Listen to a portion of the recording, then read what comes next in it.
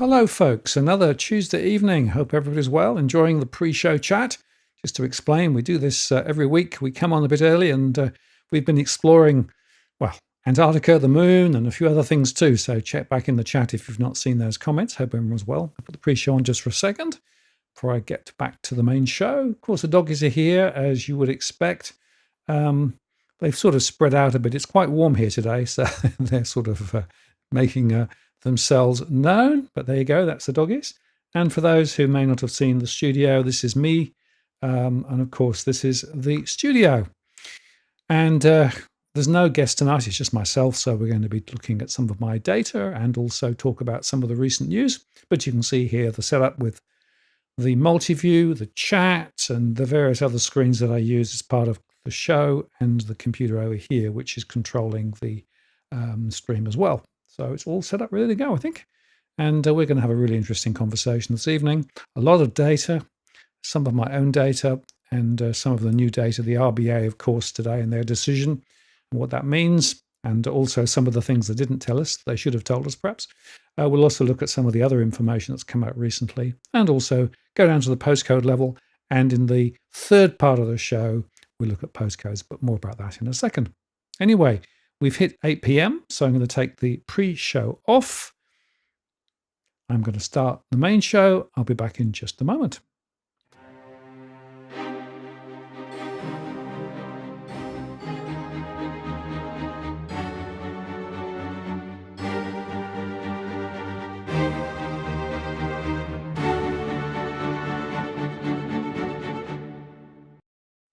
Well, good evening and welcome to this live stream on the 12th of August, 2025. It's Martin North here from Digital Finance Analytics. Great to have you on this evening, and thank you very much for spending some of your Tuesday evening with us. Tonight it's just myself, and I'm going to spend some specific quality time with you talking about some of the latest data that we've been looking at. I actually called this show the Households Under the Pump Make It Stop. That was actually a comment that I got from one of my recent one-to-one conversations with a household that was really struggling and saying, we don't understand how this can possibly get better. We really feel that we're running really hard but getting nowhere. How do we make it stop? So I thought that would be a good, hopefully, attention-grabbing title for the show tonight. So that's what we're going to talk about. And as normal, what we're going to do is break the show into three pieces. Firstly, we're going to look at some of the latest economic data, the RBA information, and some other things. In the second part of the show, I'm going to go through the top-level analysis from the latest stress surveys that we've done. And in the third part of the show, we're going to look at some of the specific postcode information. I've already got a couple of postcodes that people asked for before the show. They'll be in that third part, but there'll also be time, if you'd like me to analyze particular postcodes, we can do that too. So that's the scheme of things for tonight. Just before I get started, let me remind you, as I always do, this isn't specific financial or legal or even property advice. It's a general conversation. We moderate the chat, but feel free to throw your questions, comments, suggestions in as we go. I won't necessarily follow everything that's going on. There's just too much in the chat. But if you have a specific question or you'd like a postcode, then if you use that Walk the World, that'll get into my queue, and that enables me then to see what's going on and hopefully get those comments into the conversation. I've also enabled Super Chat, which means that if you want to get your question to the top of the list, you can do that, or indeed make a contribution to what we do around here. Always really appreciate those who support us via the Super Chat program or via Patreon or via the other mechanisms, including PayPal. Details below. And as always, we don't do this for profit. We do this because we think there's a really, really important conversation about it, particularly at the moment. So in tonight's show, what we're going to do is start by looking at the RBA's decision and what it means. And then we'll go on to look at some of the other information that's been shared recently. And from there, what we're going to do is look at the information from my surveys. But on the way in, let me just remind you of this data which came out today. So firstly, Roy Morgan highlighted that the unemployment and underemployment rate, according to their definition of unemployment, is sitting at 21.2% and it's going up. Compare that with the ABS definition at 10.3%. So there's something rather worryingly wrong with the difference between the two. And as we will see, some of this relates specifically to definitions. Not least, how do you define unemployed? But it's the underemployed which I want to highlight, because in my surveys, what I'm seeing is that there are more and more households who are struggling to get the additional hours that they wanted to get to enable them to keep their heads above water. So that's quite concerning. The second piece of information from, again, Roy Morgan, this time an ANZ, related specifically to the latest Household Confidence Consumer Index. And here it fell a bit, 1.3 points lower, but they do make the point that it's risen slightly. But just to stress that compared with the long-term average at around 110, we're down in the mire still. And there's a long way to go before we get back to anything like reasonable confidence levels. But again, I'd also highlight that it's spread quite significantly across different household groups. So some are doing okay if they don't have a mortgage, if they don't have to pay rent, if they've got lots of assets on the stock market, they're probably doing okay and confidence levels are quite high. Others, less so. So an aggregate number like this tells you something, but it doesn't necessarily tell you that much. So let's move on now to talk about the RBA. Of course, the RBA today cut the cash rate, as expected, sort of, by 25 basis points to 3.6%. I noted the ABC, when they put the thing up initially, said 3.65 and had to make a correction. That was quite amusing. They said inflation has fallen substantially. The headline inflation has been affected by the temporary cost of living relief measures, and at 2.1%, of course, that's lower than the real number. They are forecasting that the underlying inflation will continue to moderate to around the midpoint of 2 to 3% range, with the cash rate assumed to follow a gradual easing path. So a little bit more later. Of course, timing is the question. Interestingly, they highlighted again uncertainty in the world economy. Real household incomes have picked up a little, although, of course, this is not uniformly spread, as we'll see in my analysis.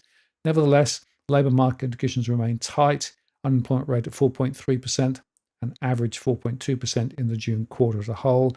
The utilisation remains at low rates, and the underutilisation, say, remains at low rates, and business surveys and liaisons suggest the available labour is still a constraint for a range of employers. Well, that's a bit at odds with what Roy Morgan highlighted with the underutilisation. So there's something weird there.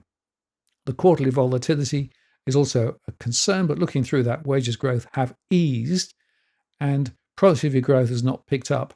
And as we'll see, they had to make some assumptions about future productivity to the downside, which is quite interesting. They also then highlight again uncertainties about the domestic economic activity and also the international developments. They said there's a risk that consumption growth is a little slower than expected. Alternatively, real income and wealth could rise, and that means households could consume more, and that could actually lead to potentially higher inflation. And there's also uncertainties about the lags effect in terms of when monetary policy happens and how firms' pricing decisions and wages will respond. And they specifically made the point, actually, quite interestingly, that some firms have seen higher input costs, but so far are eating those costs rather than actually transferring them into the price of goods to consumers, which implies potentially higher inflation down the track. We'll watch for that later. And I do think this uncertainty question and the lag between pulling the lever and seeing what happens is quite significant. Anyway, they did actually say, as a result of all this, that they judge further easing of monetary policy as appropriate. We've seen 75 basis points of easing, of course. They're cautious about the outlook, heightened levels of uncertainty. They'll be attentive to the data and the evolving assessment of the risks, and they will continue to focus on price stability and full employment, and will do what it considers necessary to achieve that outcome. So that's where we are with the RBA. And as I'll show you in a second, I've got some questions about some of the information that they shared. But just as we go into that, I did actually put a poll up, and you might want to take the time just to answer the poll on the YouTube there. So today's poll: how will today's RBA rate cut impact you? And I gave you 4 different choices. Is it going to be a major help to my finances? Is it going to be a slight help to your finances? Is there no impact to your finances? Or will it actually reduce your income because of the lower rates on deposits? So feel free to throw your comments there in the poll, and at the end of the show, I'll share the results. Now, in response to the RBA, of course, we got this from the AFR. The RBA issues shock warning of a poorer Australia as it cuts rate. So they downgraded the long-term outlook for productivity growth and warned the economy is incapable of sustainably growing faster than 2% per year, in a grim reality check just 1 week before Treasurer Jim Chalmers' economic reform roundtable. They said that the RBA is now looking at productivity at 0.7% over the medium term, down from the previous assumption of 1%. Now, be careful about this, because the way that they use the productivity, it's actually an assumption that they put in their models. So as Michelle Bullock said during the press conference, they were looking at the inflation trends, the unemployment trends, etc., and trying to work out how to make the model work.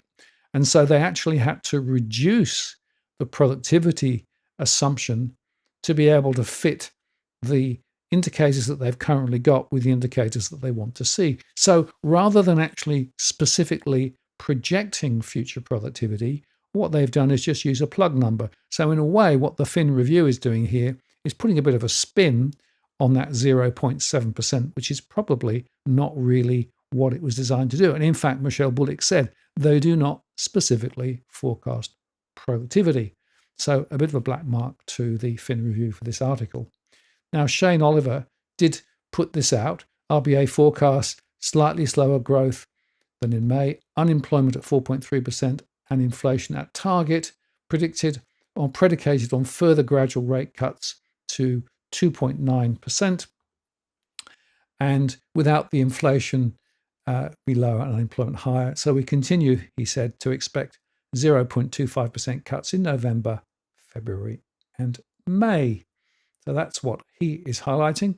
And, that's probably reasonable. I'll highlight there the trimmed mean inflation, 2.6, 2.6, 2.6, 2.6, 2.5 in 2027. And I do think there's still great uncertainty about the trajectory of the inflation number. And just on the productivity, this was from the AFR, just highlights just how bad things are.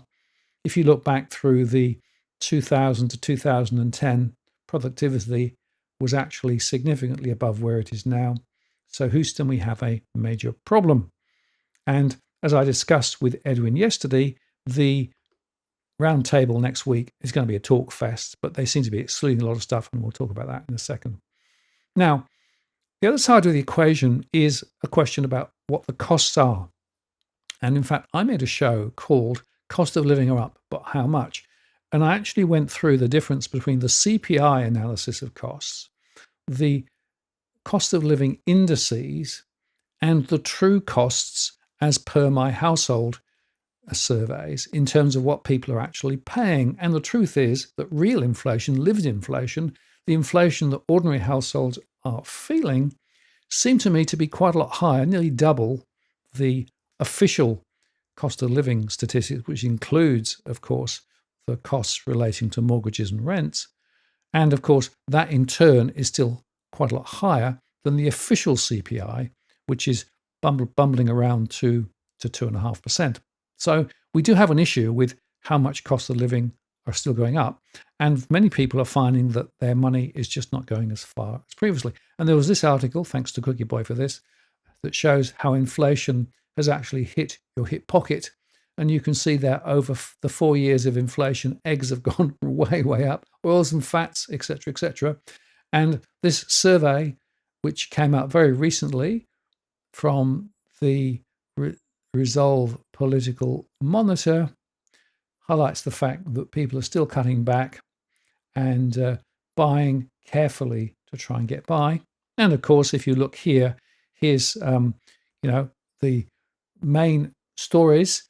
I thought this was fascinating from the NAB. Economists can say that things are improving, but until people actually feel a real tangible change, they don't listen to economists, which I think is spot on. I'm seeing that in my surveys and in my measure of household confidence.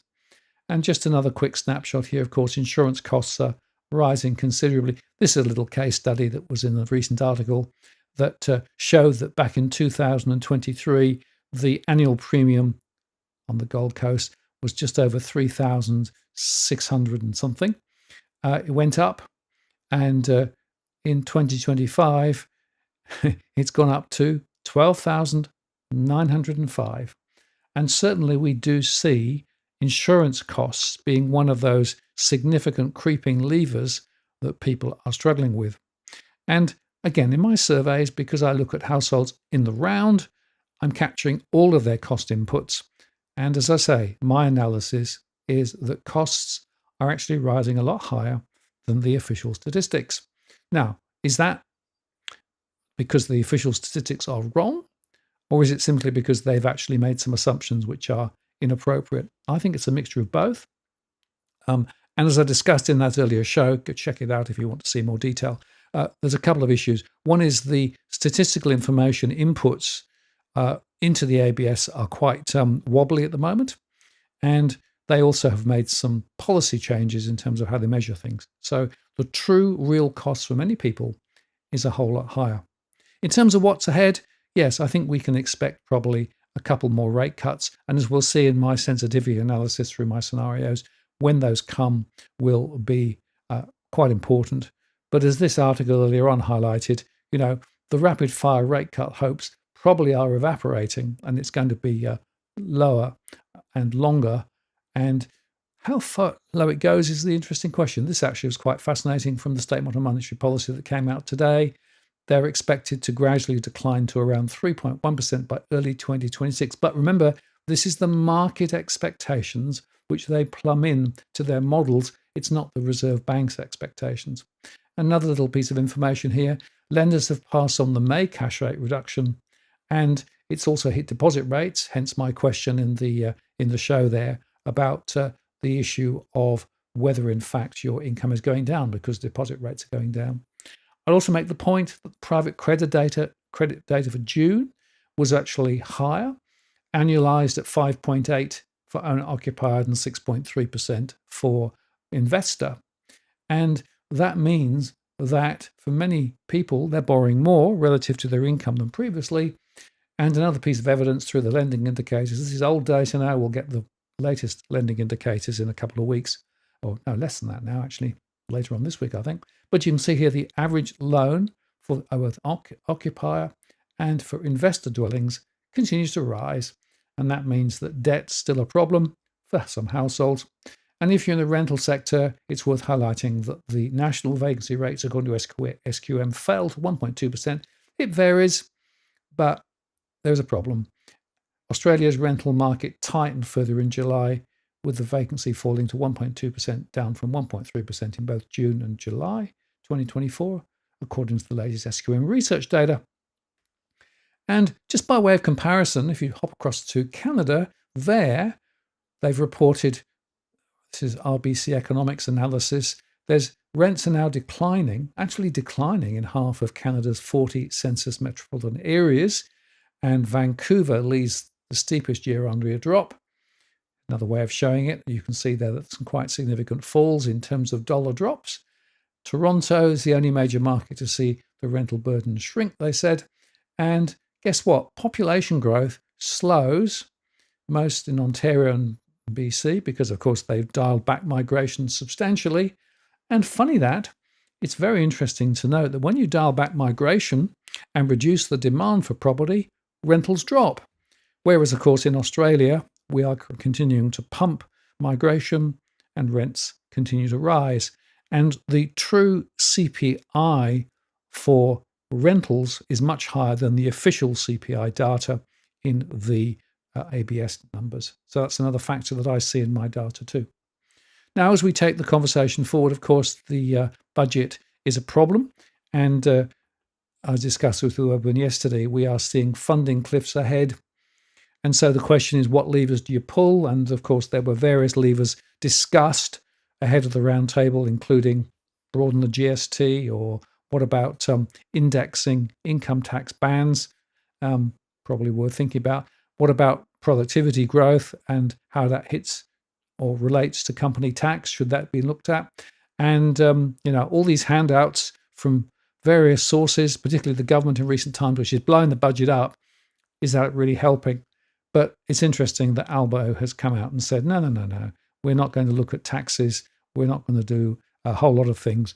And it's interesting that this chart produced by Treasury highlights that a lot of the tax breaks on things like superannuation contributions and earnings and property and shares and particularly investment properties, guess what? It's the highest few percent that actually are benefiting. So that's a real problem in terms of quintiles. It's the highest that get the most out of it. So there's a big important conversation, but Albo has not backed the tax change ideas. And of course, Minister Claire O'Neill has said we're not going to do anything on negative gearing. And as Tarek Brooker said, the on-again, off-again debate about negative gearing has been settled for now, with Housing Minister Claire O'Neill ruling out any changes. So, unfortunately, I don't think this talk fest next week is going to be that useful in terms of getting to any significant issues. Obviously, the NDIS is a big issue, and that's a big drain, but there are lots of other big drains. Corporate taxation is very much skewed. There are lots of corporates not paying their fair share of tax, but the tax on individual households are continuing to rise dramatically, and that's a real problem.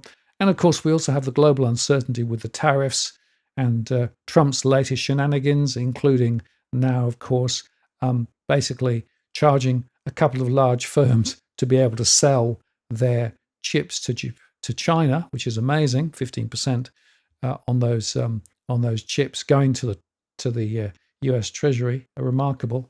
But as I think we should bear in mind, things like the 250% tariffs on medicines is a problem.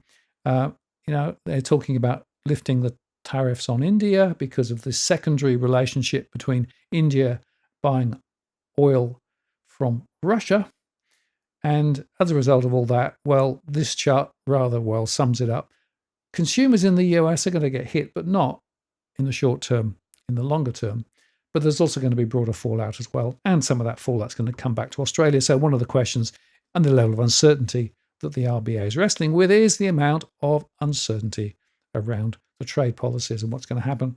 And we haven't seen the end of this evolution. And of course, we heard overnight that now the negotiations between the US and China have been extended for another 90 days as they continue to negotiate. And of course, Trump is meeting with Putin in Alaska on Friday. What will come of that? Who knows? But maybe won't necessarily be great for the local people in Ukraine. Anyway, let's just move the conversation forward because, of course, the latest press was all about auction numbers steady while prices are strong. There's just so many of these. Just note that, of course, the latest results show that the numbers sold were relatively low relative to reported, but that's not how they calculate, compared with listed. And if you did the compared to listed, then you get a very much lower clearance rate, but nobody wants to talk about that. There was also press coverage of the backlash over unit city plans, where they wanted, for example, to put another 30,000 properties on the market.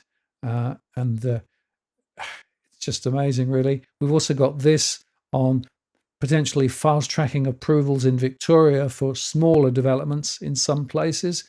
So that's going to be an issue. There's also this article showing that older people are having to share housing more than previously. You've also got this one here, which talks about the fact that there are high prices in good school catchment areas. And as the articles flood out, you've got this one where show that home prices have grown in parts of Melbourne, but many suburbs are still in trauma. And we'll see an example of a trauma suburb a bit later. There's also a very big rise on renovations and a blowout in tradie costs, not least because in some cases people are finding that they can't sell, so they have to renovate. But people, they say, are riding the homeowner Goldilocks market.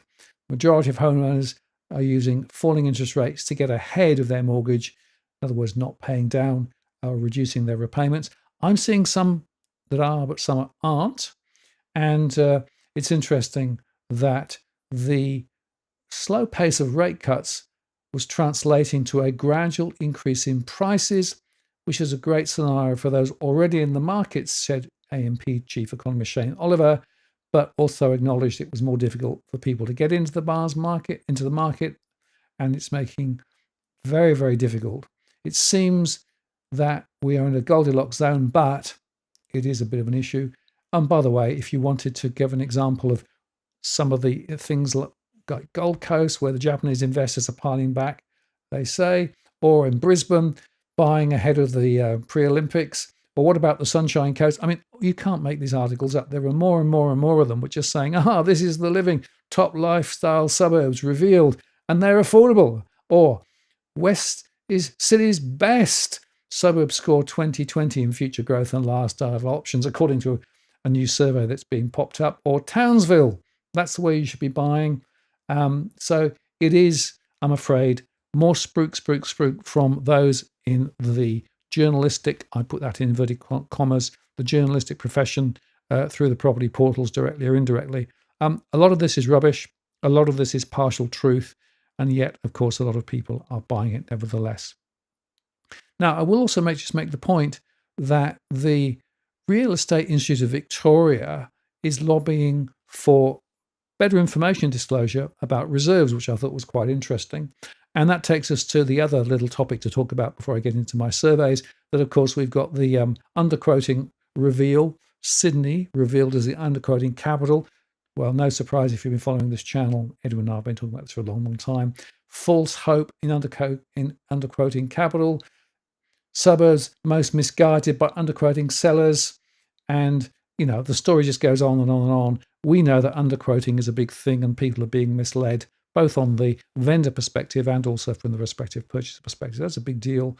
And it does look as though Sydney is the epicenter, but it's also very much being hit elsewhere. And in fact, the articles just keep coming. Thousands wasted in nations underquoting capital.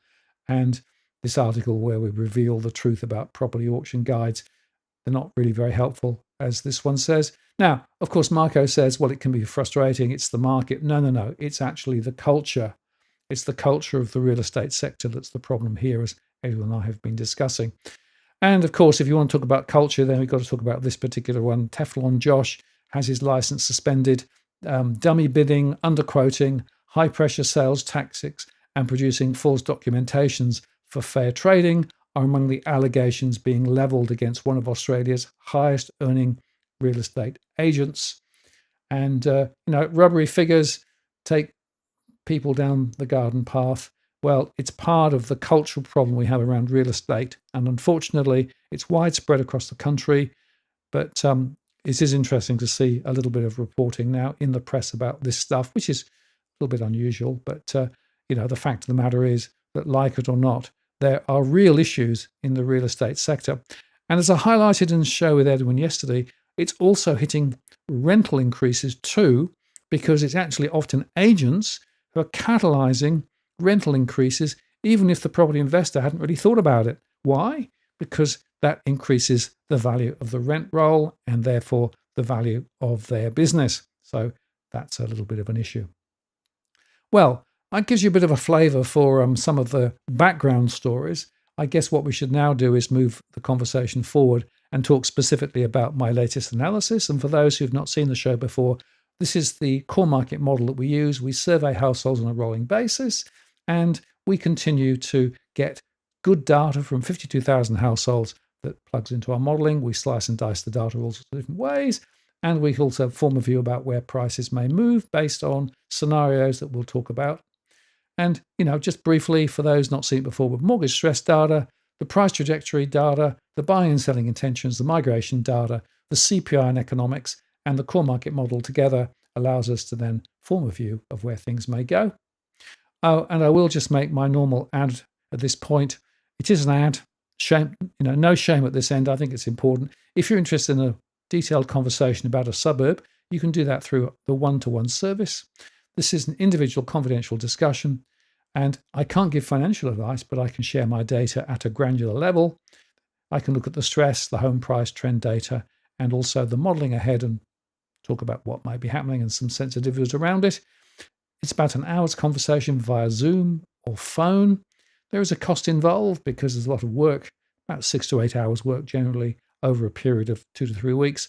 And you can contact me via my blog if you'd like to set up a time for a conversation. I'm booking 3 to 5 weeks ahead at the moment, so it's quite busy. Now, in terms of the stress information, just to highlight again, I look in cash flow terms, money in, money out. You could talk about 30% of income or taxable income or something else, but I look at it through cash flow measures. And that means if you've got outgoings more than income, we exclude one-off discretionary items there. We define them as stressed. If they have a mortgage, they're in mortgage stress. If renting, they're in rental stress. Investors with cash flow pressures are identified as stressed investors. And we can aggregate the data to estimate total financial stress. And we can look at it as percentage and count. And count is the better of the two because it gives you a sense of where the big issues are across the country. And we hold this definition and this analysis down at the postcode level for more than 2,000 something household postcodes. Now, just in terms of definition, this is the RBA chart from some time ago that showed that mild financial stress is budget pressures. It morphs through missing payments to insolvency. I'm measuring it at this mild end, at the budget pressure end. And that means that it doesn't automatically follow that people with financial stress, mortgage stress or rental stress, end up with missing payments or insolvency, but it's on the journey. And this journey often is actually 3 to 5 years, so it doesn't happen overnight. So here is the latest stress for July 2025 from our surveys. We'll start by looking at the rental stress. Now, rental stress has come off its highs just slightly, but it's still at 74.8% of households, which is still pretty high. And it's worth highlighting that, of course, we have seen some improvement in terms of basic wages growth at the bottom end, but we've also seen significant pressures from cost of living as well. So perhaps it's not surprising that many are finding their rent's an issue and therefore are in rental stress based on our definition. Mortgage stress is slightly down.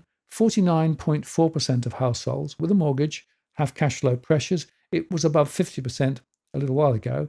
So the lower interest rates on mortgages and the slightly higher income is helping, but the costs are still there significantly. Oh, and by the way, if you look at the debt to income ratio, which the RBA continues to sort of mess around with every month or every quarter when they publish the data, they would go back and restate the earlier data.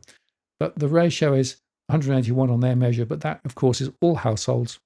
If you divide it by 3, you get closer to 6. And we are still seeing some households with debt to income ratios in the 8 to 13% proportion range, which is horrible. Now, here is the data for July, and you can see there that overall mortgage stress dropped slightly, 49.4%. Rental stress dropped slightly to 74.8%. Investor stress rose slightly, and that's due to higher costs of management services from the real estate agents, as well as the fact that the pressure on managing the property is going higher with the costs of repairs and things going up as well. And overall financial stress was down. And across the states, I've highlighted in yellow where they moved up from last month. So across the NT, it's higher across the board. In South Australia, mortgage stress and rental stress and financial stress is a little higher. Tasmania was higher for mortgage stress and investor stress, although rental stress was back down slightly. And in Victoria, while mortgage stress dropped, rental stress was up and investor stress was up, but overall financial stress was down just a little. And in WA, mortgage stress was higher, the rest slightly down. So that's the way it works. But look at the total numbers. According to me, there are around 10 million households across the country now, and around 1.8 million are in mortgage stress, 2.3 million in rental stress, 500,000 with stressed investors, in other words, investment property is not performing, and overall financial stress, 4.6 million households out of 9. In other words, more than half are doing fine, but the other half not so much. Here is the data also by the segments, and this is just to highlight that you can see there that young growing families are at the top of the list still. Not surprised because, of course, they've got more recent mortgages, they're first-time buyers, they're leveraged up to the gills. But it's also true that battling urban are also up there as well. So people in the main urban centres and those on the disadvantaged fringe as well are up there. Looking at rental stress, you can see there that the multicultural establishment group, the first-generation migrants, are at the top of the list at 83.5%. But we also see young affluents and young growing families and battling urban and disadvantaged fringe and mature stable all showing considerable stress. And this is the point about rental stress. It's broadly based now across many of our segments. Investor stress is higher amongst the exclusive professionals and the young affluents because, of course, they've got a higher share of multiple investment properties, many of which are not performing well. And overall, the aggregate financial stress shows that young growing families are at the top of the list, but there are quite a few other segments also being caught, those on the urban fringe, those closer in and those further out, but also some older households too. So it is a problem.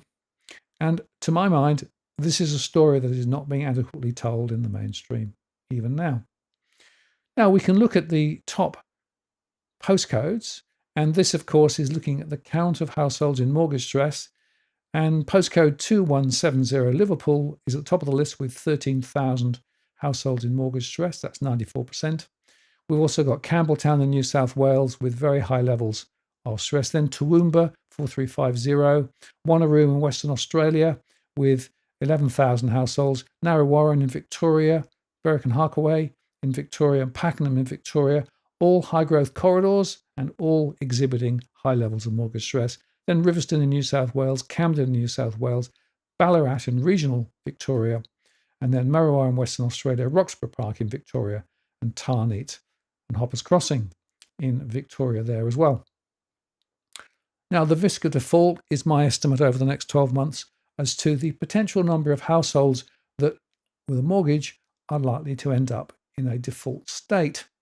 And Cranbourne is the highest, followed by Mandurah and Success and Armidale in Western Australia. Now, it's interesting, these Western Australian postcodes are actually still suffering from the excesses of some years ago. So it shows you that it takes a long time for this to work through.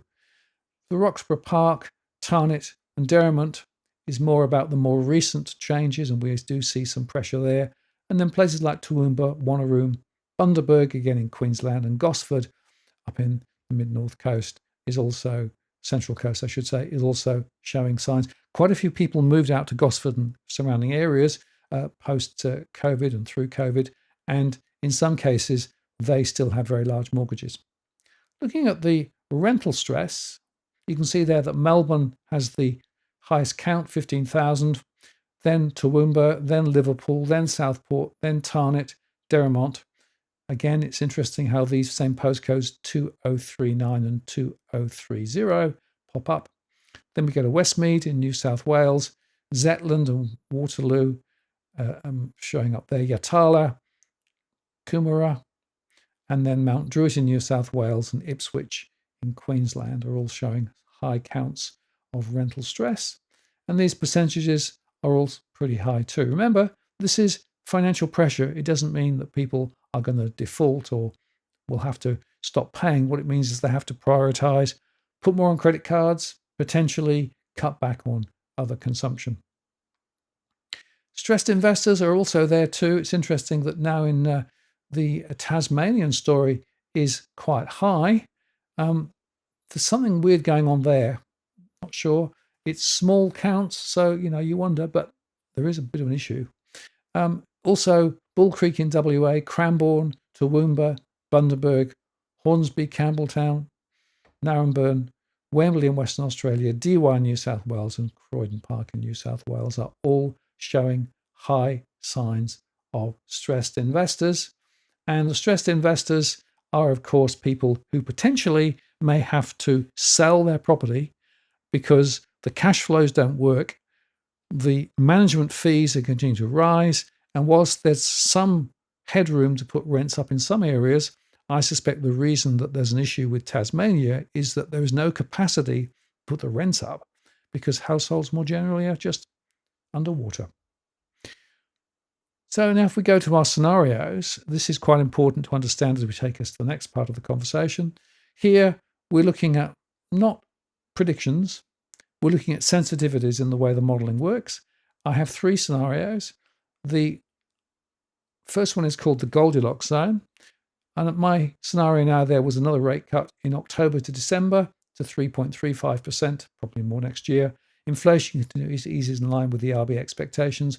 We see wages rising faster than inflation. We don't get a recession, and migration remains above average. So that's the first scenario. The second scenario is what I call a soft landing. So we see rates sticking around 3.6% until December.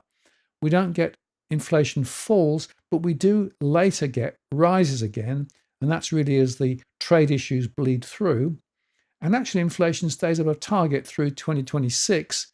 And we don't get a recession, but we see lower levels of migration. And the third is the worst, the nightmare scenario, where we see rates hanging around 3.6 into 2026, but inflation steps up, unemployment rises, wages growth starts to stall due to the second-order trade-led recession, and as a result, we do see some further rate cuts later, but it's too late. Migration drops below average. And that just gives you a bit of a flavour of the way we do our modelling, and that allows us then to look at the way that the specific work that we do takes us, because we can look at the sensitivities and we can compare the different analyses that we do. So if I then switch across and go to the stress analysis, which is this one here. Just one second, just do that transition first. Right. So this is actually the stress analysis for the postcode 2500, which is, of course, Wollongong, which is the one that I look at on a regular basis. And the beauty of this, it just shows you the way that the model works in practice, because, of course, the model is essentially an output for all the things I've done. And what we have in the model is we have the household count. We have it split by the type of household. Are they owning outright? Are they borrowing? Are they renting? And also the investing count as well. We also have the stress data. So how many and what proportion are in mortgage stress, rental stress? If it's high, it's highlighted. Stressed investors and overall the financial stress, which is the aggregate. Now that financial stress flows through into looking at the sensitivity in terms of prices ahead. We also have the household count in terms of how many households are living in houses, what proportion are living in units and other types of property. We also have a people ratio, which is 1, 2, 3. If it's 3, it's families. If it's 2, it's couples. If it's 1, it's single. And of course, it won't be rounded necessarily.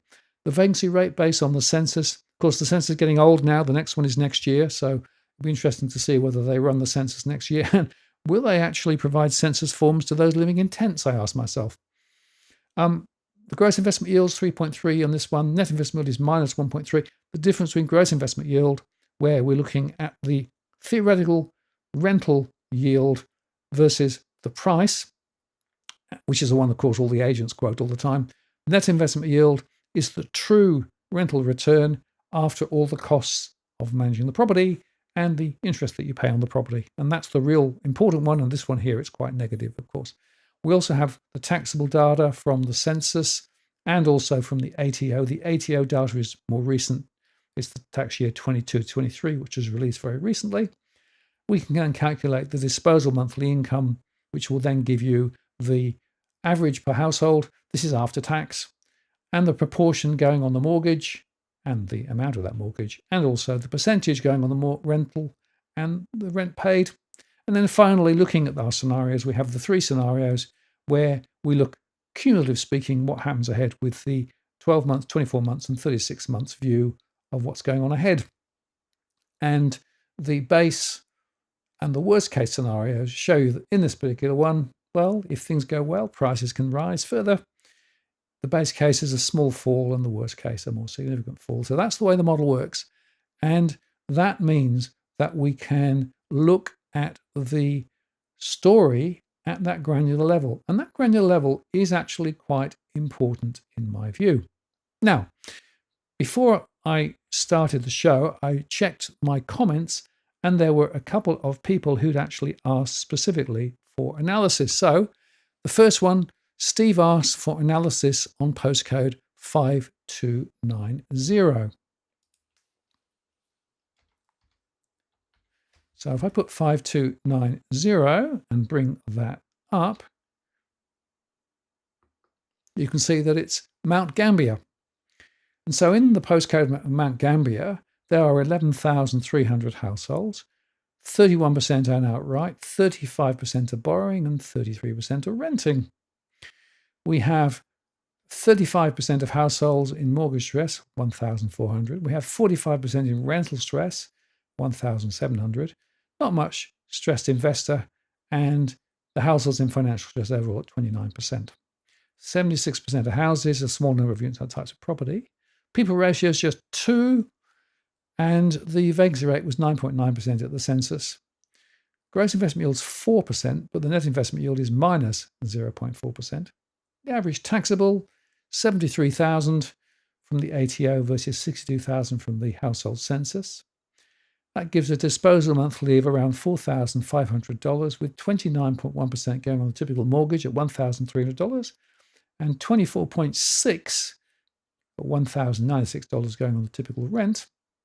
And looking at the scenarios, well, the best case scenario is still a quite significant rise ahead.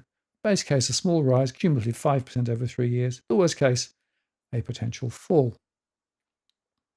Now, interestingly, the other thing that we can do with this particular analysis is also to look at the price moves. When I've had notice, I can actually look at the price moves as well.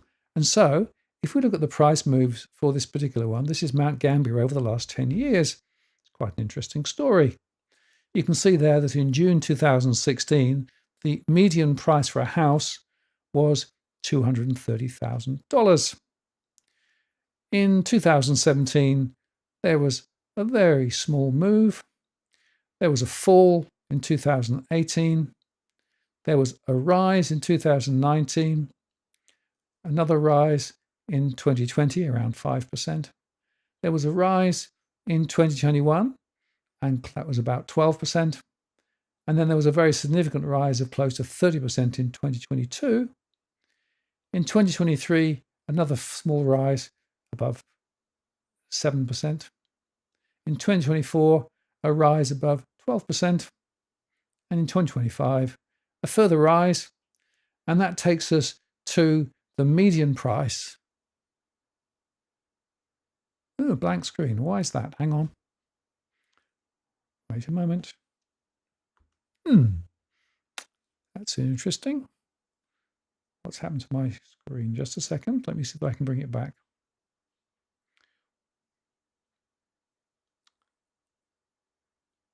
Obviously, the power of the analysis was too strong for the screen. Hang on a minute. Let me just check this. Right, that's showing that. Just bear with me.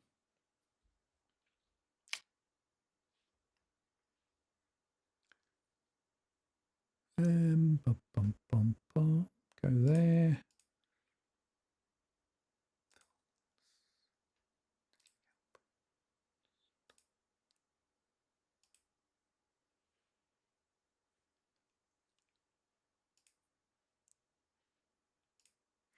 See whether that works. Just a moment.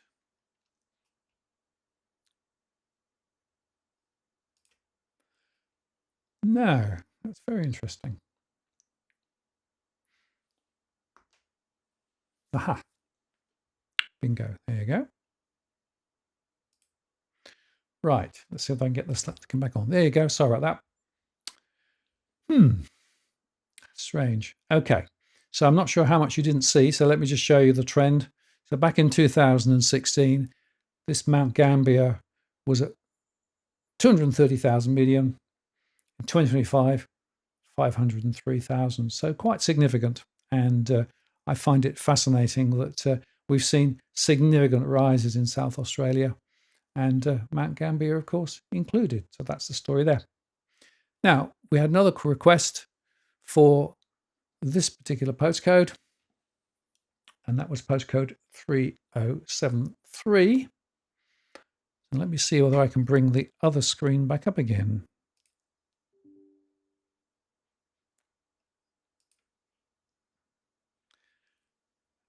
Okay. Let's see whether we can get that to come back up again. Yes, we can. Okay. So this is postcode 3073.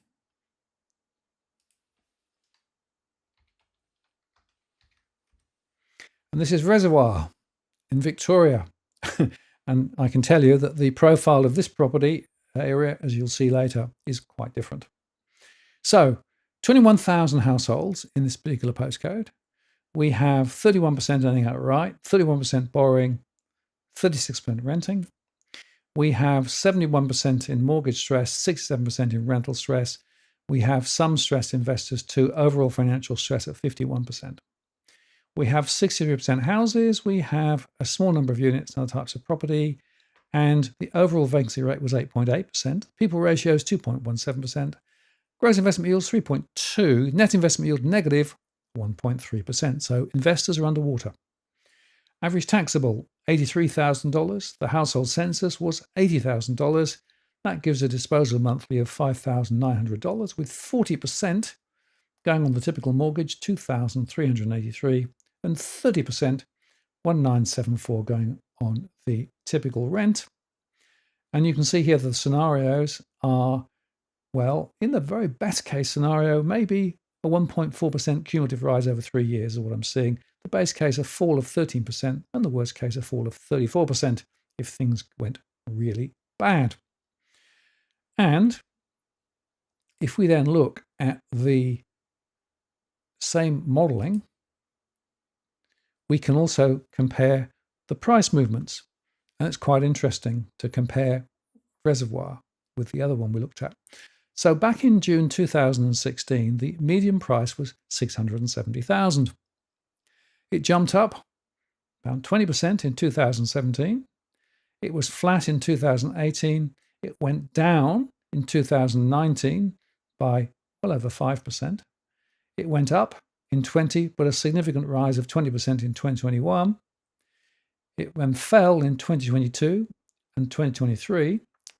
It rose very slightly in 2024, but dropped again in 2025 to June 2025. So the median is 917,000. And this trend from the high peak back in 2021 to 2025 is actually replicated in a number of postcodes that I'm seeing in and around the Melbourne area. So one of the really interesting points to highlight in that 2 slides that we showed you, the massive difference between different locations. And if you want more on that, go and check out my anti-spook videos where I've shown how, for example, prices up in far north Queensland have been moving up quite significantly, whereas down on the south coast around Eden, prices have actually slid quite a lot. So it shows you that the movements are quite significant and different. So that gives you a bit of a flavor on that. Now, what I'm going to do is to cross back to the chat. And if you feel that there are postcodes you'd like me to analyze, I can't show you the price trends because my modeling is not instant enough to do that, but I can show you the one-page analysis. But I'll also look at some of the other questions potentially that you might have thrown at me, and we can have a look at those and see whether there are issues we'd like to look at. Austrader asked for the postcode. Okay, that's broken as well. I'm definitely having a bit of an issue tonight. Austrader asked for postcode 4740. And let me put that one in. I can't show you on screen at the moment. Sorry about that. 4740. Okay. Let me get that sorted out and bring the screen up. Right, 4740 is Mount Pleasant and Mackay. Here, 33,000 households, 27% owning outright, 39% are actually borrowing, and 32.4% are renting. Borrowers in mortgage stress are 44%, renters in rental stress 41%, stressed investors at 10%, households in financial stress 33.5%, 81% of houses. And you can see there the people ratio shows families, quite high vacancy rates. It could be Airbnb and other types of temporary accommodation, second homes. Gross investment yield is 4.1, net investment yield minus 0.4. Average taxable 97,000 from the ATO and 95,000 from the census. That gives a disposable monthly on average of around $6,600, with 31.5% going on the typical mortgage, just over $2,000, and 25.6%, $1,694 going on the typical rent. And that's giving us also some potential upside. So in the best case scenario, further rises ahead, maybe cumulatively 18% over 3 years. The base case is a 4% rise over 3 years. And the worst case, a bit of a fall, maybe 16% over 3 years. So there we go. Hope that is of use. Just going to see whether I've got other ones that I can find. And Bossman asked, yeah, for some reason, the chat. Let me just see whether I can cure the chat. Hang on a minute. I'll show this is real live stuff. Okay. So for some reason, my computer decided to play up. Let's try restarting that and seeing whether I can bring the chat up. Yes, I can. There we go.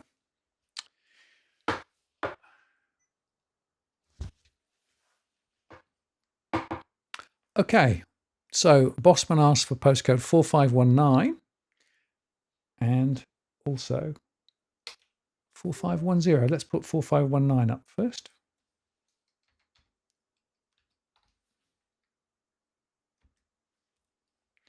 Okay, so I'm going to just take that off for a second so that you can see the whole thing. So this is Biwa in Brisbane and Moreton, 3,565 households, 32.7% owning outright, 43% borrowing, 24% are renting. Borrowers in mortgage stress, 23.6%. Renters in rental stress, 75%. And overall financial stress, not that high, 33%, with small amount of investor stress. 88% of houses in this area. People ratio is 2.52%. Vacancy rate was 5.7% at the time of the last census. Gross investment yield is 4.4%. Net investment yield is just flat. Average taxable, according to the ATO, 80,400 and 79,700 from the census data. Translates to a disposable monthly income around $5,300, with 38.6% or just over $2,000 going on the typical mortgage and 36.1%, 1,944 going on the typical rent. And from a scenario perspective, well, the best case still shows quite strong growth. The base case, a small rise, 1.5% over 3 years, and the worst case, a bit of a fall. Now, you also asked for 4510, so let's put that one in.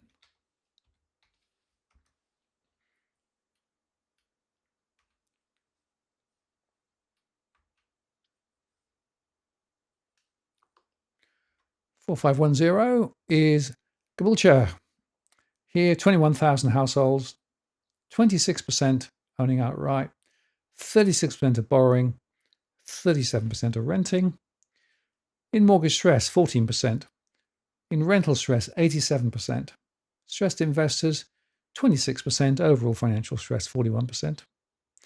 83% of houses. People ratio is quite high at 2.43%. Vacancy rate was 6.9%. Gross investment yield 4.4%. Net investment yield minus 0.2%. Average taxable 72,000 compared with the census at 68,000. That translates to a disposable monthly around 4,700, with 39.9% going on the typical mortgage and 33.9% going on the typical rent. From a scenario perspective, still further upside, 14% over 3 years. Best case, base case, pretty much nothing at all. And the worst case, a potential fall. Right, I'm just going to see what else is going on in the chat there, and any other questions that may not be postcode related. I always love it when people put in 2026. I don't know, is that a postcode or is that a year? Very good. Okay, let's have a look. What else have we got in the chat here? As I, yes, Boss Man from earlier on said the truth is, of course, that market time on the Sunshine Coast much higher. Yes, I agree. And Cookie Boy said that Teflon Josh had a 4-month suspension. That's interesting. What else have we got?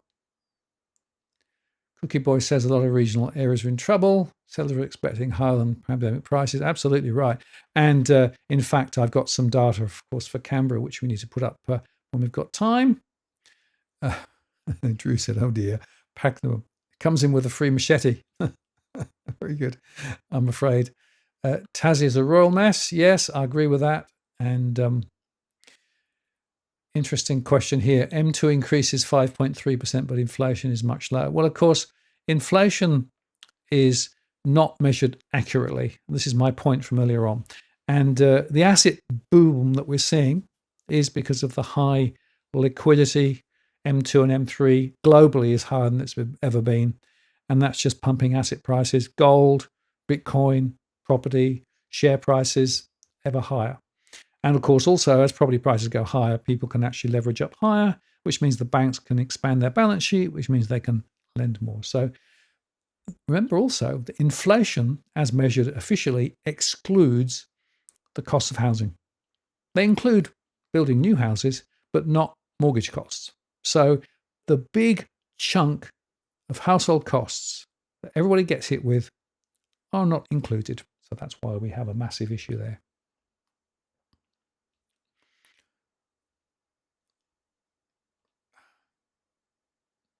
So Timmy asked for 3049. Let's have a look. So this is West Meadows in Melbourne. Let's put that back up.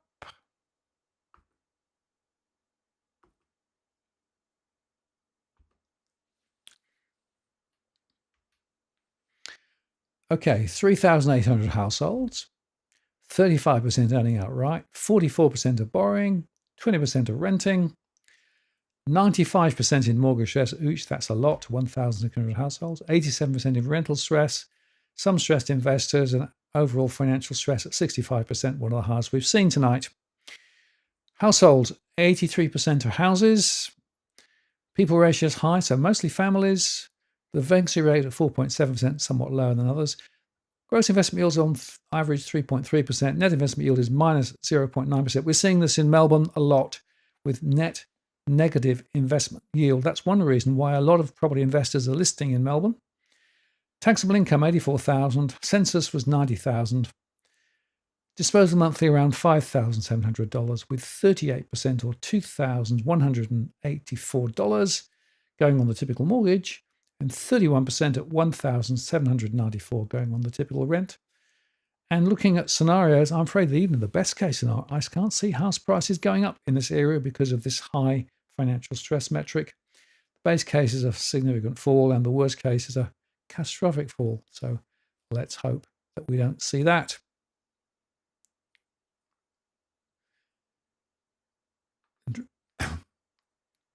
Drew makes the point. Yes, there's data that the census is not actually going to release, or indeed the ABS are not going to release other information. The structure of the next census is being discussed at the moment, by the way. And why don't they want to release the information? Good question.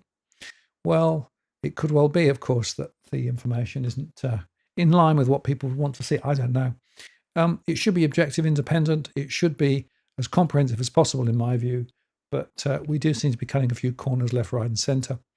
And as I posed earlier on, I do think there's a serious question. Will they be providing census forms to those people living in tent cities?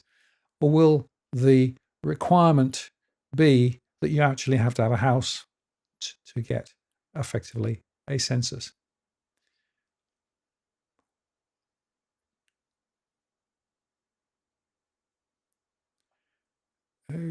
Okay, what else have we got? Cookie Boy says we need to find out Roy Morgan to compete with the ABS. Inflation is definitely not 2%. Yep, I agree. That's my point. All of the analysis that I've done, all my modeling says it looks as though we have a much higher inflation rate. But of course, if you actually take that on board, what that means is that the Reserve Bank's policy path for the last few years has been all over the place because they're targeting the wrong inflation rate. Pretty bad. Now, Dean asked for postcode 4560, which we can do. Thank you, Dean. 4560, we'll hope we can do. Yeah, no more Nambor. Let me bring that one back up.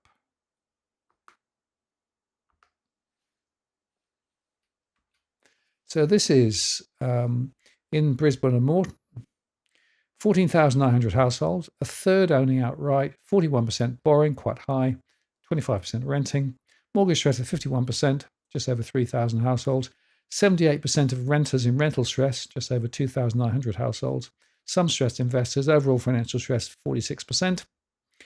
Households, 79% are actually living in houses, and the people ratio is showing its families. The vacancy rate's 5.4%.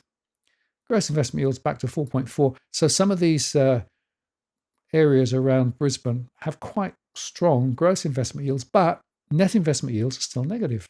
Average taxable 77,000 compared with 73,000 from the census gives a disposal monthly around $4,900, with 42%, just over $2,000 going on the typical mortgage, and 37%, 1,869 going on the typical rent. And from a scenario perspective, the best case still further rises. Well, 12% if you're lucky over 3 years. Base case, a small fall, just over 2% over 3 years. Or worst case, 22% down over 3 years.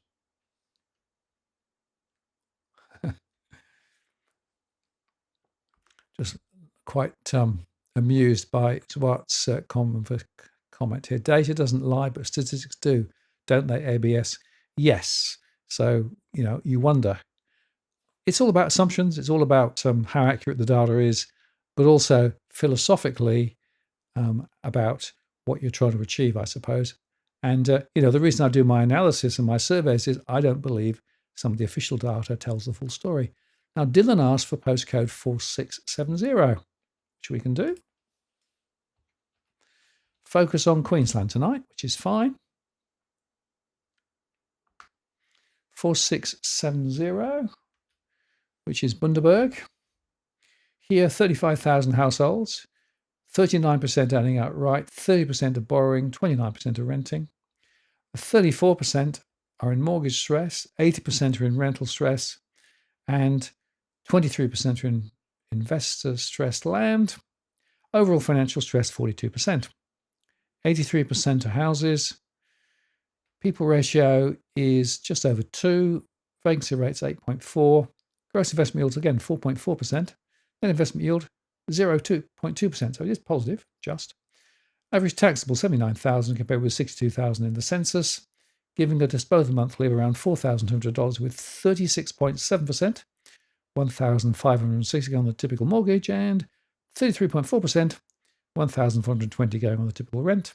Scenarios would suggest that the best case still further rises, maybe 13% over 3 years, the base case a small fall, and the worst case a significant fall, maybe 22% over 3 years.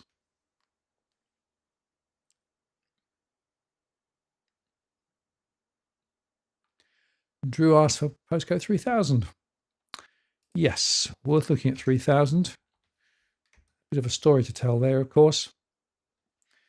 And here we've got 23,000 households, 12.3% owning outright, 11% borrowing, 75% are renting. Massive renting city. And whilst there are a small proportion in mortgage stress, 87% are in rental stress. That's more than 15,000 households. And you can see that the financial stress at 74% is pretty high. There's no houses there, so it's all units in that area. People ratio is much, much lower. Of course, obviously, many singles in that area. Very high vacancy rate as well. Remember, this was done when the census had a lot of closed property. Students were away. Maybe lower now, but we know that there's still very high vacancy even now in this area. 4.3% gross investment yield, net investment yield minus 0.2. Also worth saying in terms of vacancies that quite a few of the properties here are held vacant deliberately by owners not willing to let them out, just holding them for long-term growth. Average taxable, 82,000. The census said 67,000. That gives a disposal monthly of just over 5,000, with 40.9% going on typical mortgage, just over 2,000, and 36%, 1,843 going on typical rent. Looking at the scenarios ahead, well, if the best case scenario is true, maybe slight growth, 5% over 3 years. Base case, a small of a fall, 9%, small fall perhaps, but 7% over 24 months, 9.2% over 3 years, and the worst case, a fall of 30%.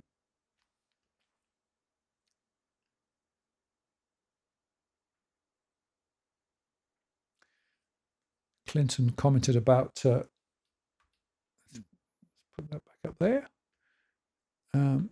homelessness. Yeah, there's a lot of homelessness about. Again, this is amazing to me that this has gone out of the news.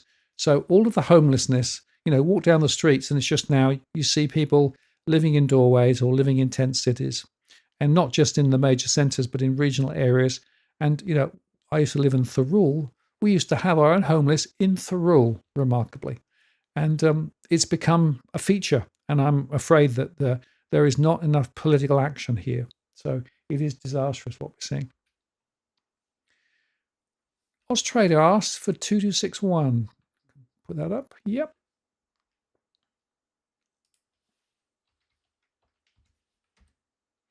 This is Batu Bay.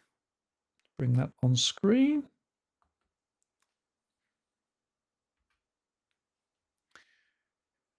So here we had 22,000 households, with a third owning outright, 36% borrowing and 29% renting. We have stress mortgages, 29%, 85% in rental stress, again high, and overall financial stress, 42%. 73% of houses, 2.2% of the people ratio, gross investment yield 3.4, negative investment yield, net minus 1.1%. Average taxable 83,000 compared with 75,000 for the census, translates to a disposal monthly of just over $5,100 after tax, with 47%, $2,400 going on the typical mortgage, and 37.6% or $1,918 going on typical rent. Scenarios are positive, 10% best case over 3 years, base case a small fall, worst case a significant fall over 3 years.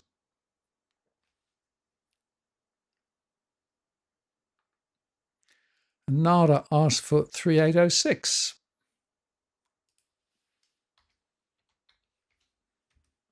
Which is Berwick.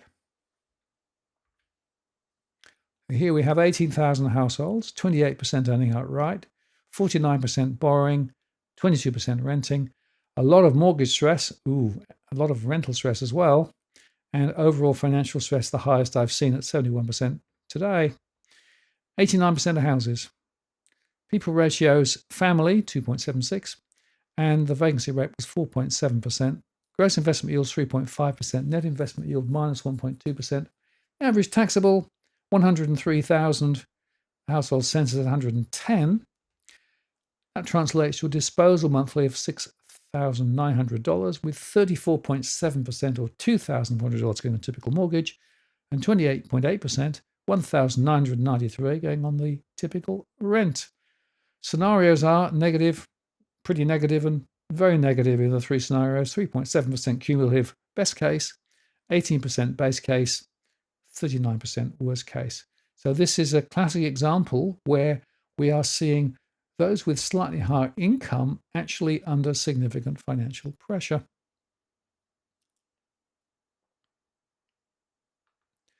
Nick asks for 4879. Which is Palm Grove in the far north. In fact, I did Palm Grove the other day in my anti-spruik, so check that out too. 9,000 households, 29% owning outright, 39% borrowing and 30% renting, 36% in mortgage stress, 33% in rental stress, financial stress 26%, 78% of houses, so some other units and things there too. People ratios at just over 2. High vacancy rate, of course, a lot of second homes, Airbnb up in that area. Gross investment yield 4.1%, but the net investment yield is minus 0.9%. Average taxable, 86,000 compared with 88,000 from the census. And I will just highlight that I quote these two because it's quite interesting seeing just how well correlated they often are. Remembering that the household census is at a household level, the individual ATO is at the individual level. Disposal monthly, $6,200, with a third going on the typical mortgage, just over $2,000, and 32%, $1,993 going on the typical rent. And house prices could well rise higher, 20% over 3 years, maybe. Best case, 6%, base case, or a fall of 14%, worst case.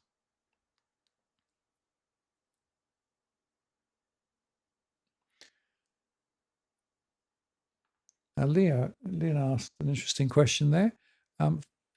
Interesting suggestion. Can I do an episode on the top 20 vacant suburbs? Yes, I could do that. I can't pull that out now, but it's a query I could run. And if I do that, I could then actually do some analysis on it. So that could be quite interesting. Right, let me just look at the chat, see where we are. Let's go back and have a look. Come down. He says, any new guests on the cards? Yeah, struggling with that. I've got a couple of people that I'm trying to cajole to come on. I had somebody cancel on me at short notice, and somebody else who promised to come on then didn't come on, so I had to change the show literally on the fly. But I'm working on some other guests. I will say that next week, Turner the Cantor is coming back, so he's an old favourite, but he's coming. So look at that. And what else have we got here? I think I did that one. Yes, I did. Okay. Seeing what else. Yeah, Cookie's asking when's Warren Hoden coming on. I have tried to get Warren on. I did try to interview him, and unfortunately we couldn't tee it up. And mind you, he's now changed his tune. He's saying we need bigger cuts, so we'll see. But he's somebody I'm still in touch with. So watch this space, Cookie. I can't promise it, but I need to. I can take people to water, but I can't make them drink necessarily. So that's just the way it is. Okay, just had this one come in, 4883. From see where that one is. I know quite a few postcodes off by heart, but I don't know all of them. Now 4883 is one that's not in my database. So that must be a small count, but I can't actually give you any data on it this month. What happens is that the very small counts sort of disappear. I've got more than 2,600 postcodes covered, but of course there are a few more than that. So unfortunately, I can't do that for you today. Apologies. Maybe another time.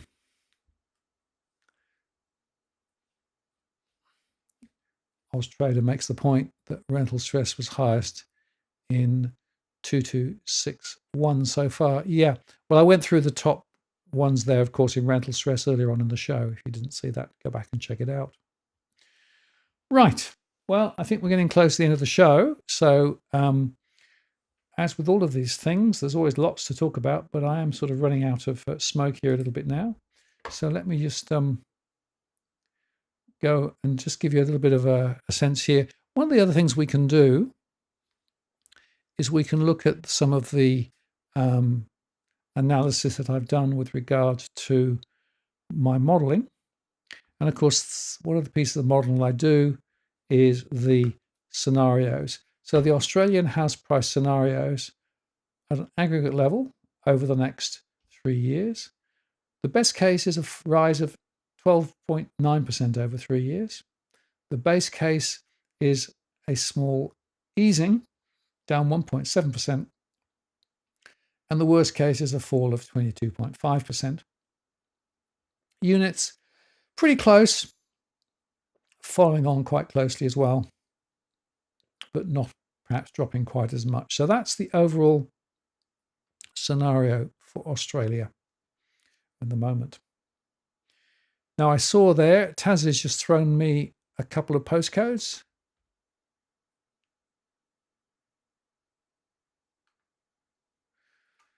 Let's bring that one back up. 7011.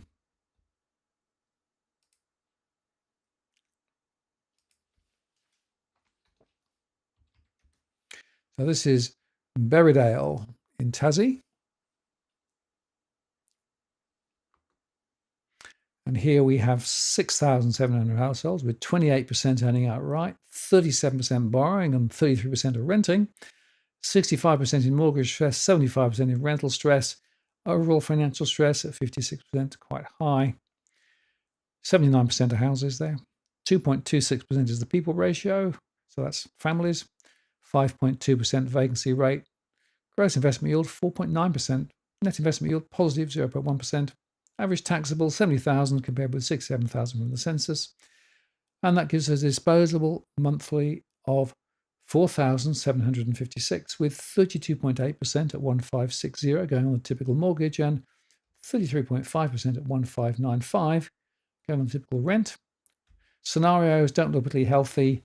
The best case scenario is going sideways. The base case, a fall of 14% cumulative over 3 years, and the worst case, a fall of 36% over 3 years. And you also asked about 710.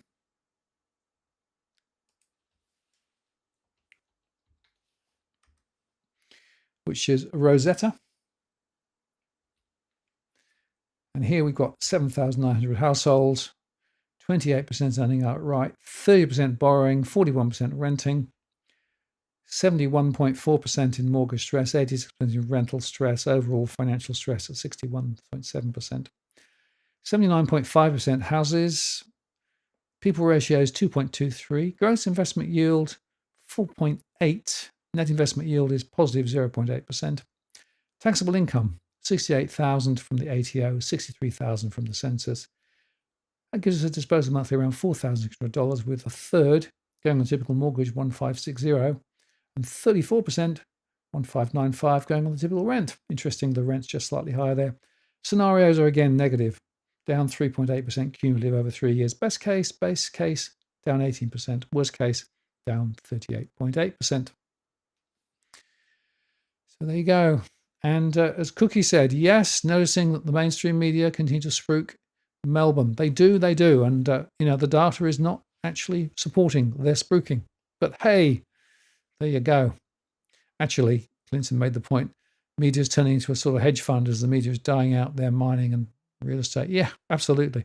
They are strongly connected, of course. And, Channel 7 is into mining, Channel 9, of course, real estate there, and of course the media rags as well. So and also the portal. So maybe not surprising. That's the problem, really. Objectivity is a problem, and one of the things that I find frustrating is that the story gets told, but partially told. And of course, there is a much, much more important story to tell. But unfortunately, that story is getting strangled. At least we try. We continue to try and tell the story. Anyway, I think that pretty much is the end of the show. So I want to say thank you for spending some time with us this evening. Just to tell you that Tony Locantro is coming on next week, if you'd like to join us for that. Of course, we play Locantro Bingo. But of course, Tony's been quite successful recently with some of his programs, particularly some of the small cap stuff. So we'll be touching that. As I close the show, I want to make 3 quick points, as I always do. There are lots of households with financial pressure. If you are in financial pressure, don't expect the RBA to get you out of jail. It's very important that you actually build a cash flow and understand where your money is coming in, going out, and then ask where you can sort of trim around the edges. Restructuring and refinancing doesn't necessarily help. It just postpones the inevitable quite often. The banks restructure to their own benefit, not necessarily to borrowers' benefit. And whilst the interest rates are coming down a little, the average mortgage repayments are still very high, as you saw from my modelling. So if you need help, particularly if you've got big debt, the National Debt Helpline is what I recommend referring to. National Debt Helpline here, 1-800-007-007, government-backed, of course, and the counsellors are extremely busy, but they are very capable at helping people with debt problems and debt solutions and complex situations. So they are a good one. Don't just Google debt help or debt counsellors on Google. You'll end up with places where you get charged for things you shouldn't get charged for. And the other interesting tool, which I always refer to, is the AFCA Statement of Financial Position. This is a tool that you can download, and here it allows you to identify your income, your borrowing details, living expenses. It's a cash flow measure, basically, and it's a form that you can then use to take to your financial counselor or talk to your bank. It really helps. It's free, and I recommend it. So that's just a couple of really interesting suggestions as to where to get help. I also make the point, if you would like more information about the information that we have, we do provide that through our Patreon service. There are various levels, and thank you for all of those who do subscribe to support us via Patreon. It's really, really appreciated. It really helps to cover our costs. But specifically, the $50 a month plus GST tier gets you access to all 2,000 plus postcodes with all the information I've been sharing in the spreadsheets tonight. And we have quite a few people who've subscribed to that. And I'll be sending this out next week for July. And I send it out each month for you subscribed. So if you're interested in that, go grab a subscription via Patreon. I'll also make the point that we've got information about what we do on walktheworld.com.au, and particularly our tie-up with Nucleus Wealth and the Walk the World funds. So check that out. And also, of course, check out my DFA blog, where I actually continue to put all the information. And if for any reason I get chopped on YouTube, it'll be over on my blog, because I run that soup to nuts. I don't now publish alerts from the blog, I should add, because I was getting people saying I was sending out too much stuff. So the blog is there. Go check it out if you'd like all the information. There's links to a lot of other stuff there. Or if you'd like to support me via PayPal, you can do that. Here's the link. And people do make one-off donations. Always appreciated. It really helps just to cover the cost. Or indeed, even Bitcoin is achievable. And that postcode, that QR code is there if you're interested in supporting me that way. It's really greatly appreciated. And just for those who are long-term subscribers, thank you for your support. For those who like and subscribe, thank you for doing that. Please like and subscribe. You know, it does make a huge difference to me. I continue to publish these posts on a regular basis and, of course, make daily posts on the various aspects of finance and property with a number of our guests. Check out the recent post I did with Tarek if you didn't see that, because that was a really hot one. And we've got more coming from Tarek, hopefully, down the track, as well as our other guests too. So there we go. That is it. Thank you very much indeed for spending some time with us this evening. The doggies are sort of here. I just need to position the camera differently to capture them because Meteor's spilling out. It's quite warm, so she's probably sort of enjoying the slightly cooling breeze from that particular situation. But she is there and obviously ready for her next walk, which is the next thing on my agenda for today. So I want to say thank you very much for spending time with us this evening. Really have appreciated it. Thanks for bearing with us through the slight hiccups with the with the systems. It's quite complicated what I do here, and occasionally things go wrong, as you see, but at least we've managed to sort it all out. So have a good week. I hope that your finances are improving. Now, of course, before I go, we have to look at the poll. And so I'm just going to look at the poll. And firstly, I need to end the poll. And I can tell you then that we had the following. No impact at all to my finances, 41%. Will reduce my income via deposits, 28%. And a slight help to my finances, 26%, but only 4% saw that it was a major benefit to their finances. So it shows you where our audience is, at least with regard to this. And it is fascinating seeing that. So thank you for putting those answers in.